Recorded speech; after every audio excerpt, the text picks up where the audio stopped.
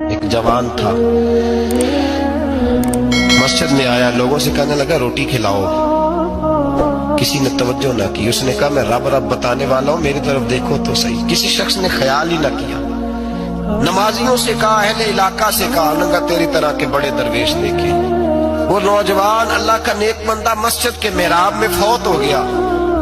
حضرت فضیل ابن عیاض کہتے ہیں امام صاحب نے اعلان کیا چندہ دو، کوئی لاوارث فوت ہو گیا، کفن دینا۔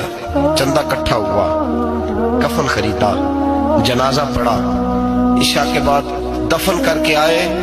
فجر کی نماز کے لیے جب امام اور مؤذن مسجد میں آئے تو چیخیں مارنے لگے، تڑپنے لگے، دور دور تک آوازیں پھیل گئی، دنیا دوڑی آئی۔ کیا ہوا؟ کہنے لگے وہ جو تم نے کفن پہنایا تھا وہ یہاں پڑا ہوا ہے، اور دیکھو کفن پہ تحریر لکھی ہے۔ تحریر کیا ہے؟ عرش کے مالک نے فرمایا میرے دوست نے روٹی مانگی، تم نے دی نہیں، اس نے تمہیں میرے قریب کرنے کے لیے اپنی طرف توجہ کرائی، تم نے کی نہیں، اور میرا یار تمہارے کفن کا محتاج تھا، سنبھال کے رکھو اپنا کفن، میں نے اسے جنت کا لباس عطا فرما دیا۔